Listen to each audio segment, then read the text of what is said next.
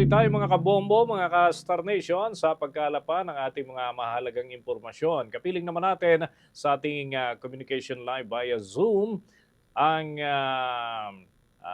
presidente ng National Diwa Council of the Philippines. At siya ho mga kabombo, si Commissioner Mando Yusuf at nakakausap natin ngayong araw ho na ipinagdiriwang ang panahon ng Idil Fitir para ho sa ikalilinaw ng mga bagay-bagay lalo na doon sa mga hindi na mga non-Muslim ika nga no at mainam na marinig ho natin ang kabuuan pa ng mga pagpapaliwanag hinggil ho dito. By the way, si Bombo Dennis Hamito po ito and together with me si Bombo Jaira Hangayo at kayo ho ay napapakinggan at napapanood sa pamamagitan ng Bombo Radio Philippines at ang ating digital platform. Ano po ang kahalagahan ng Idil Fitir sa pananampalatayang Islam para po sa kabatiran ng lahat? Ang pagdiriwang ng Eid al-Fitr sa buong mundo ay isa sa pinakamahalagang pagdiriwang ng Muslim world sapagkat ito ay bilang pagpapasalamat doon sa pagtatapos ng pag-ayuno sa loob ng buwan ng Ramadan. Ang mga Muslim ay nag-ayuno po sa loob ng 30 o 29 or 30 days sa loob ng buwan ng Ramadan. Commissioner, kapag ganitong Idil Fitir, ano po yung kadalasan na ginagawa? Yung mga common activities, ano? Very familiar tayo pagka panahon ng Pasko para sa mga Katoliko at mga kaparehong pananampalataya. May, kumbaga, chain of activities. Ano? How about dito po sa mga kababayang Muslim at mga kagaya po ninyo na, well, may ganitong mga pagdiriwang? May mga simultaneous Islamic activities din po ba na idinaraos para dito? Ang Eid al-Fitr po ay pinagdiriwang sa pamamagitan ng pagtitipon ng mga Muslim sa isang lugar kung saan isinasagawa ang pagdarasa na tinatawag na Eid al-Fitr prayer. Pagkatapos noon ay meron kunting sermon or khutbah ng Eid al-Fitr. Pero bago po isasagawa yung pagdarasal at pagkakaroon ng iba pang mga activities, ay kailangan makapagbigay tayo ng Zakatul Fitr. Ito po yung katumbas ng 2.5 kilong bigas. Binibigay po ito bago magsimula ang proseso ng pagsasagawa ng Salatul Eid al-Fitr dahil ito ay binahagi natin sa mga mahihirap, sa may mga kapuspalad upang makasabay sila sa pagdiriwang ng Eid al-Fitr. Kaugnay ho niyan, ano, paano po ba ang mga brother Muslims natin na nasa malalayong lugar na hindi ho sa sentro ng mga Islamic activities tulad halimbawa dyan sa Northern Luzon o kaya iba pang parte ho ng ating bansa. May mga sentro din ho ba na pwede nila na pagdausan ng kanilang mga duty as Muslim during Idil Fitir at papaano ho ito isinasagawa? Meron po, halos lahat na po ng sulok ng Pilipinas ay may mga Islamic center at may mga mosque. Nagtitipon din sila doon at doon na nila sinasagawa ang kanilang pagdiriwang ng Eid al-Fitr. Ang akin pong katandem dito si Bombo Jaira Hangayo, may ilang katanungan din para po sa inyo. Kadalasan, Commissioner, inaabot din ba ng ilang araw ang selebrasyon ninyo or isang araw lamang po? Ay hindi po, ang Eid al-Fitr po ay 3 araw lang. Ito ay magsisimula halimbawa bukas ang Eid al-Fitr, pangalawa, pangatlo, tapos na po yon. Pero ang pinakabuod ng Eid al-Fitr ay yung Salatul Eid po, yung pagdiriwang ng hudyat ng pagtatapos ng buwan ng Ramadan. Kung bukas po ang Eid al-Fitr, bukas din po ang buod o pinakakabuuan ng celebration ng Eid al-Fitr. Pero yung pagdadalawan, pagbibisitahan ng mga magkakamag-anak ay maaari pa po ma-extend hanggang pangalawang araw, pangatlong araw. So in case may mga Christians na nagnanais din bumisita sa mga Muslim residents during Eid al-Fitr, ina-allow din po ba ito, Commissioner?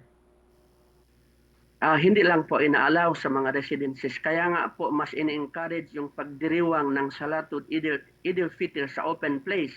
Like dito sa Quezon City, dito po sa Quezon City Memorial Circle. Doon naman po sa Bandang Manila, doon po sa Rizal Park ang pagdiriwang ng Salatul Eid al-Fitr upang makabahagi, makisaksi at makita ng atin mga kababayan hindi lamang sa mga Muslim kung hindi open po para sa lahat ng gustong sumali, gustong maki-join at gustong saksihan ang makasaysayang at isa sa pinakamahalagang pagdiriwang sa Muslim world.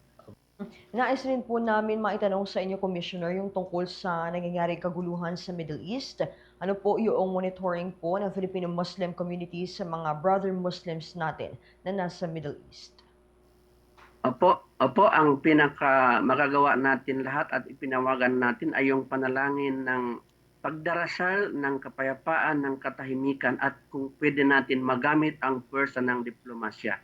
Sapagkat wala pong mananalo sa gera, anuman ang relihiyon, anuman ang sektor, lahat po ito ay matatalo sapagkat ang natatamaan ay hindi kinikilala kung sino ang kalaban, ang nadadamay, ang nagsasakripisyo sa tunay na perwisyo ng gera na ito ay hindi lamang sa Middle East, kung hindi sa buong mundo. Dahil nararamdaman naman po natin kung ano ang epekto sa ating buhay dito sa Pilipinas, ang pagtaas ng langis, araw-araw po nangangamba tayo, baka hindi lamang po yun, pati ang ating mga OFWs ay naapektuhan na rin po. Pero somehow makikita, no, at mapapansin natin, Commissioner, kung gaano katatag yung Muslim faith. Kasi kahit sa gitna ng rubbles and debris dahil sa mga missile strikes sa Middle East, makikita mo pa rin yung Muslim na nagsasamba, Commissioner. Napatunayan po ng mga Muslim, with due respect, hindi po natin mapigilan kung ano ang ginagawa ng ibang tao o ng ibang bansa, anuman superpower man o anuman. Ang mga Muslim po ay nakapokus sa pagsamba sa Allah, ang pananampalataya, ika nga, faith in the middle of this conflict. Nandoon po ang mga Muslim. Hindi po alintana ang panganib, ang pangamba ng maari silang matamaan o maari silang kung ano mangyari sa kanila sapagkat doon po mismo sa Masjid al-Aqsa compound kung saan tinataboy at isinasara ngayon yung pinaka sentro ng Muslim community doon sa Jerusalem, sinasara pero hindi po sila tumitigil, nagdadasal sila po doon sa tabi sa paligid at kung saan-saan na sa mga rubble na po sila nagdadasal at patuloy po sila sa pananampalataya. Okay, thank you so much, Commissioner. Bobo Dennis, anything to add? Nais ko din mga itanong. A few days ago kasi nakausap po namin ang Consul General ng Saudi Arabia and nabanggit po niya na binabantayan ng konsulada yung mga Pinoy na nagsasagawa ho ng umrah o yung lesser pilgrimage kasi may ilan daw ho sa kanila ay affected mismo yung kanilang biyahe, nagkaroon ho kasi ng flight cancellations. Ano po ang impormasyon na hawak naman ng inyo pong grupo hinggil po dito? Nakarating sa akin po yung mga OFWs natin na nagpapauwi at nakasubaybay tayo dito sa activities ng DMW at saka OWA at nakikita naman natin ginagawa nila at marami naman nakauwi. Pero doon po sa Umrah, marami po tayong mga kababayan na may minor pilgrimage activities sila kung tinatawag dito. Umrah ay normal lang sa kanila. In fact, may mga paalis pa po at may mga papauwi na doon sa mga nag-umrah. Wala po tayo masyadong nakitang problema dahil ito yung mga maiiksi lang at hindi man sila masyadong nangamba doon.